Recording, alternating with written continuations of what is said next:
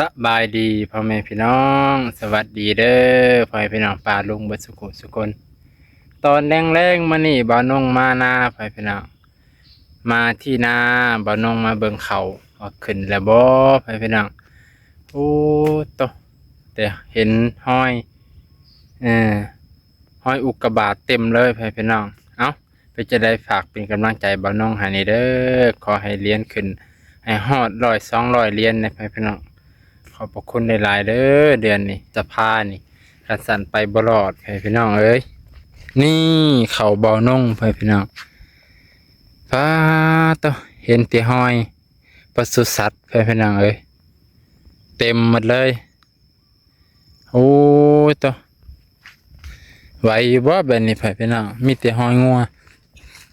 ทั้งเทิงนี่มันฮอดบ่เหยียบเลยพี่น้องมันเหยียบแต่ทั้งลมมันนุ่มดีนุ่มตีนดีวะโอ้ตัวฟีโอ้ขักโคตรไปพี่น้องเหยียบขักเหยียบแน่เจ้าของหน้าก็ลองเหยียบเบิ่งนะโอ้มันนุ่มตีนไปพี่น้องสัมพอดังงัวมันจังลงโอ้มันนุ่มเหยียบแล้วพอเจ็บตีนเจ็บมือโอ้ยเจ้าของงัวก็เบิ่งในเด้อพวกมันก็เป็นทางผ่านของทานเลยได้นี่ว้าต่อเอาคิดว่าผลทางนี้มันเป็นทางผ่านของงัวเลยตอนแรกในงัวกับเพื่อนกับซานมันกับผ่านทางนี้พูนจนหอดปุ่นเลยพี่น้องต่อเห็ดผู้เดียวนะเขตนี่เขาก็เลยคิดว่าก็สิบ่มีไผเฮ็ดนาปีกายนี่ก็บ่ได้เฮ็ดหลายปีแล้วบ่ได้เฮ็ดนะตั้งแต่พอบ่น้องสุดโทรมลงมาก็บ่ได้เฮ็ดนามองในหลายปีทั้งผลหน้าอ้ายหน้าพี่ชายคนที่สี่เราก็บ่เฮ็ดคือกันเราก็อาศัยกินน้ำบ่น้องก็เลยบ่เฮ็ดนะปีนี้บ่น้องก็เลยเฮ็ดพี่เอาเฮ็ด4ให้6ให้ปีนี้ปีหน้าถ้ามีกำลังสิเฮ็ดลงทุนอีกพี่น้องปีนี้มันอยากนำรถนำล่างนี่แหละมันอยากยืมเขามาคือของเจ้าของกับพอได้บุกเบิกได้หัวปีนะเอาทางนี้กับของพี่ชายคนที่สองพี่น้องเพิ่นก็สิเฮ็ดอยู่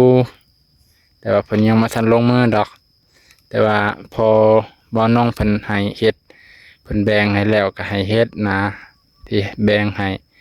ก็บ่อยากให้ปะแบบนี้พี่น้องเป็นมูลของพ่อของแม่เนาะควรที่จะเฮ็ดรักษาไว้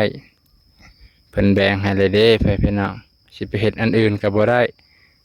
เฮ็ดหยังก็อยากขอให้ใช้ประโยชน์ว่าซั่นเถอะเนาะโอ้เขาบ่าวน้องนี่แหละพี่น้องเบิ่งแล้วก็งามอยู่ได้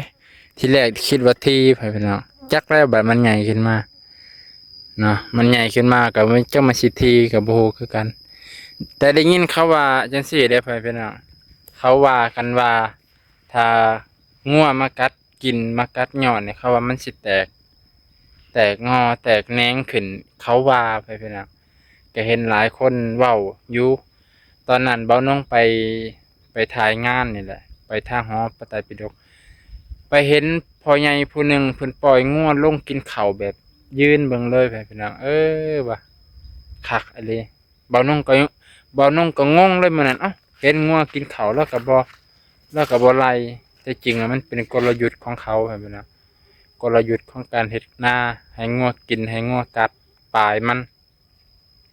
นะก็คืออยู่คันอยู่ประเทศไทยก็เห็นเทื่อนึงก็เห็นในคลิปมันเห็นเทื่อนึงเห็นในคลิปเขาเจ้า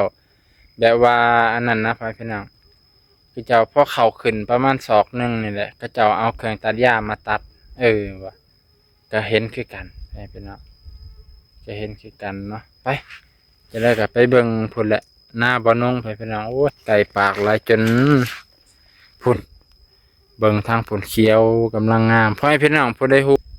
ฮู้วิธีการของการใส่ปุ๋ยเป็นใส่ปุ๋ยแหละคุ้มหญ้ามันฉีดช่วงใดมันเริ่มช่วงใดคุ้มหญ้ามันเริ่มจากวันนับตั้งแต่มื้อวานนับตั้งแต่มื้อมันปงขึ้นบ่น้องมื้อนี้ก็เป็นที่มื้อที่7แล้วพี่น้อง ของการหว่านเขามือที่เจ็ดแล้วนะ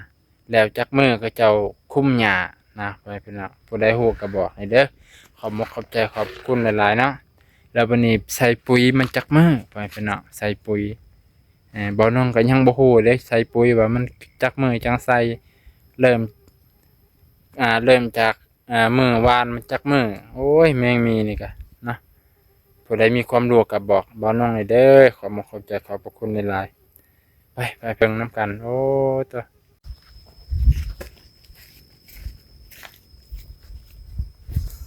สบายดีอีกเทื่อพ่อแม่พี่น้องสวัสดีครับพ่อแม่พี่น้องฝั่งไทยเบัดสุขุสุคน FC บ่าวนงเด้อมาให้กำลังใจบ่าวนงในพ่อแม่พี่น้อง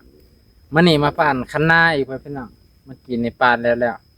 ขุดไปหลายเติบป่านเสร็จแล้วก็สิไปแซมไปเสริมที่หมองมันกิ้วให้พี่น้องพูดฟังพุ่นเลยบ่อนมันกิ้วเมื่อกี้นี่พาเบิ่งบรรยากาศเขากำลังขึ้นให้พี่น้องเนาะวันนี้ก็สิป่านคันนา นี่ก็ประมาณ5-6 โมงเลยประมาณ4-5 โมงเลยครับพี่น้องมาตั้งแต่4 โมงเนาะ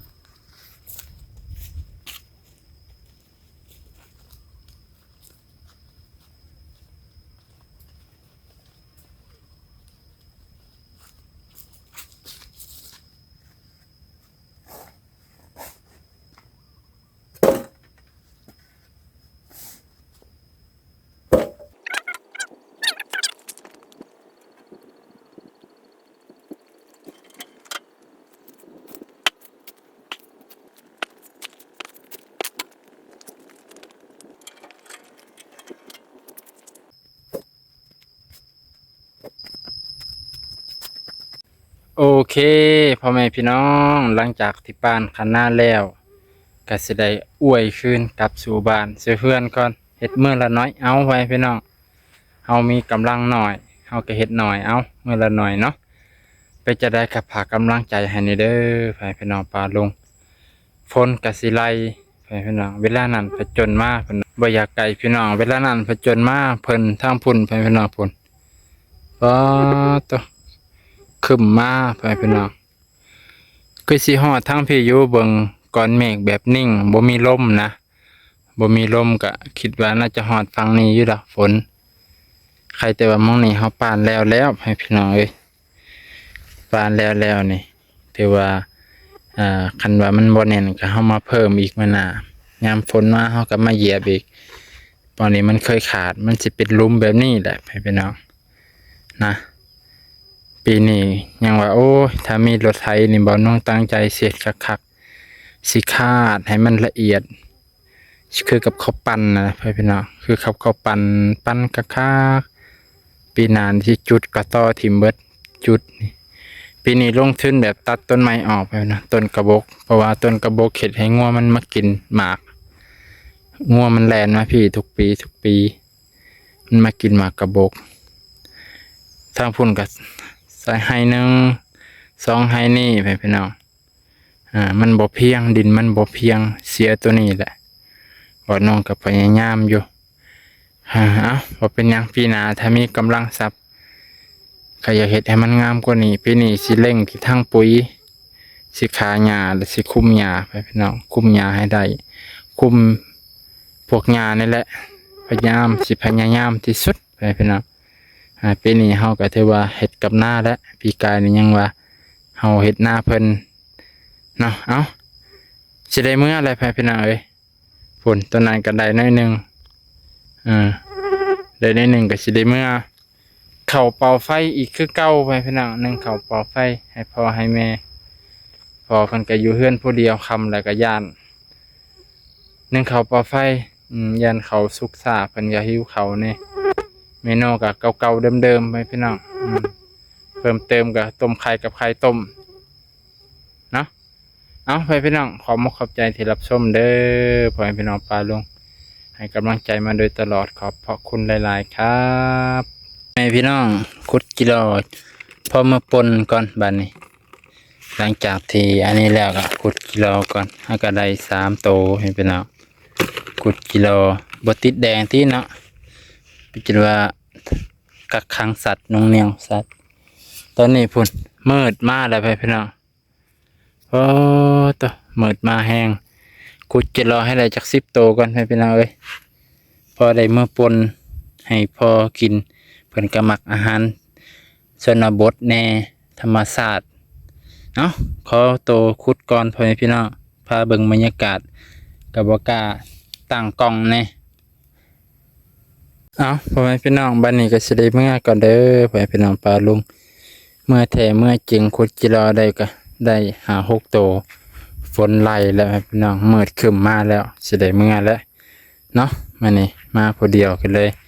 พุ่นเบิ่งพ่อแม่พี่น้องบ่ให้มันเมื่อได้จังได๋บ่นุ่งกะยานให้กันได้มืดไปแล้วเมื่อกี้นี่มืดทั้งอื่นอันนี่มืดทั้งหัวก็มืดแล้วโอ้ยบ่นุ่งกะยานให้กันฟ้าห้องยามนี่มันอันตรายพ่อแม่พี่น้องไปขอบใจพี่น้องที่รับชมตั้งแต่ต้นจนจบขอบพระคุณหลายๆเด้อไปปลาลุง